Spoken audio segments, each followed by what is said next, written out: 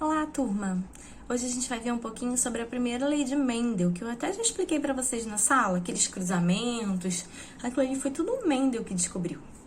O Mendel era um monge e ele fez pesquisas durante muito tempo com ervilhas de cheiro, que é um tipo de vegetal muito fácil de ser monitorado por conta da formação da flor. E aí ele cruzou essas ervilhas e fez várias descobertas que a gente vai ver agora. Vamos lá? A gente está no capítulo 2 do livro de vocês, na página 300. Primeira lei de Mendel. Capítulo 9.2, página 300, tá bom? Pois bem, gente, esse aqui é o Mendel, tá? E como eu falei pra vocês, ele fez experimento com flores, com as plantas da ervilha de cheiro, devido ao formato da flor. A flor, ela precisa ser polinizada. E essa era muito fácil de polinizar, de ele controlar isso por conta do formato da flor, tá? Então, o que ele fez? Ele separou em linhagens puras, e aí a primeira lei de Mendel fala pra gente que cada característica é determinada por um par de fatores. Esses fatores, no futuro, a gente chama de alelos, tá? E esses alelos, eles se segregam durante a formação dos gametas. Eles trocam o macho com a fêmea, eles completam, tá? Essa formação desses gametas. Exemplo que a gente tem aqui. Ele pegou uma flor que era púrpura e cruzou com uma flor branca. E aí ele teve todos os filhos da geração F1, todas elas nasceram vermelhas. Nossa, mas ele cruzou púrpura com branco e nasceu púrpura, né? Não é vermelho, é púrpura. Ele cruzou púrpura com branco e nasceu tudo púrpura. Aí ele pegou essa púrpura aqui e cruzou entre ela. E aí ele teve a proporção de 3 púrpuras e 1 branca. Da flor púrpura nasceu branca. E aí ele começou a explicar isso através dessas características e dessa segregação de fatores que a gente vai chamar de alelos no futuro. Ele fez isso com várias outras características da ervilha.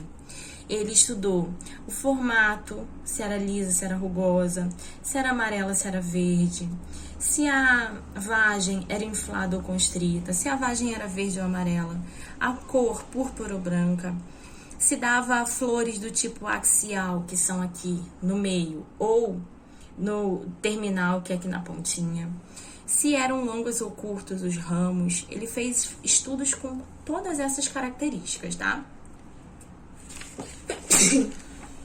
Desculpa, gente. E aí, ele atualizou, né, depois disso, os fatores, como eu falei pra vocês, são os alelos, que são as letras que a gente usa. E as plantas puras, que ele chamou, eram plantas homozigotas, ou besão, ou bezinho, tá? Ou dominante, ou recessivo, como a gente já viu. E as híbridas eram misturadas, eram heterozigotas, bezinho. A gente tá usando a letra B porque a branca, como a gente já viu isso na sala, a branca era a recessiva. Olha lá, ó, vamos voltar aqui. Se eu tenho cruzamento de púrpura com branca e eu tenho tudo púrpura, é porque a púrpura é dominante e a branca é recessiva, tá bom?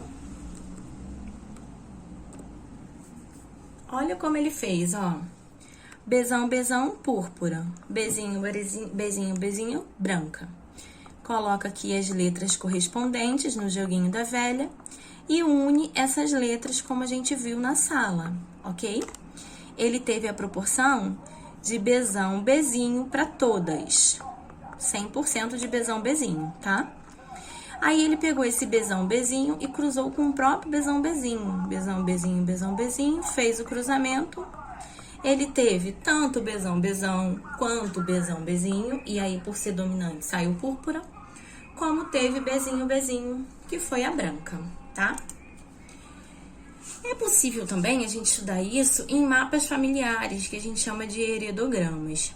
Esses heredogramas, eles são pré-definidos e eles mostram pra gente a situação de uma família, tá? Então, quando a gente tem quadradinho, é homem. Quando a gente tem bolinha, mulher. Quando a gente tem losango, é porque o sexo é desconhecido. Quando esse quadradinho ou essa bolinha está escuro, é a característica que a gente quer estudar.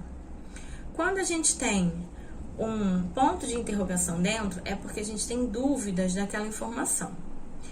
Um indivíduo heterozigoto para certo gene, ele tem metade pintado. Cruzamento ou casal é unido por uma barrinha. E 2 barrinhas é o cruzamento consanguíneo, por exemplo, entre primos, tá? Gêmeos idênticos são representados dessa forma. E gêmeos fraternos são representados dessa forma. Perceba que aqui tem um tracinho unido, aqui não, tá? Então, aqui, ó, a gente tem, por exemplo, uma família de um homem e uma mulher. Aqui também um homem e uma mulher.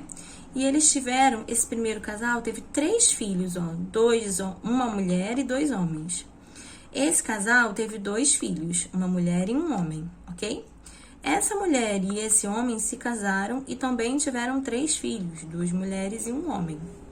A gente pode representar por fileiras, sendo essa primeira geração, segunda geração, terceira geração, ou por números direto, do 1 até o número que foi o necessário aqui, no caso foi o 12, tá bom?